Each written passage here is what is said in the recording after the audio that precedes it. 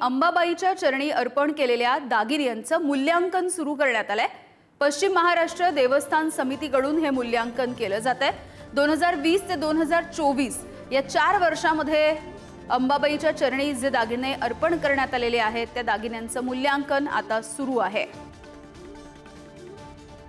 निवासिनी आई अंबाबाई मंदिरात दरवर्षीच भाविक मोठ्या प्रमाणात सोन्या चांदीचे दान जे ते करत असतात आणि त्यानंतर खऱ्या अर्थानं दरवर्षीच याची मोजदाद होणं गरजेचं आहे। मात्र 2018-19 मध्ये शेवटची मोजदाद जी ती याच सोन्या चांदीच्या दागिन्यांची झाली होती आणि त्यानंतर आता 2020 ते 2024 सालची जे सोन्या चांदीचे दान आई अंबाबाई चरणी भक्तांनी अर्पण केलेले आहे त्यांची मोजदाद कोल्हापुरातल्या करवीर निवासिनी आई अंबाबाई मंदिर परिसरातच असलेल्या याच देवस्थान समितीच्या कार्यालयामध्ये सुरू झाल्याचं पाहायला मिळते। आपण जर बघितलं तर देवस्थान समितीचे सगळे पदाधिकारी या ठिकाणी उपस्थित आहेत। महादेव दिंडे देखील इथले व्यवस्थापक आहेत, ते देखील त्यांच्या उपस्थितीतच ही सगळी सोन्या चांदीच्या दागिन्यांची या ठिकाणी मोजदाद सुरू आहे। प्रत्येक सोन्याच्या आणि चांदीच्या दागिन्यांची नोंद या नोंदवहीमध्ये घेतली जाते। देवस्थान समितीचे अनेक कर्मचारी आहेत।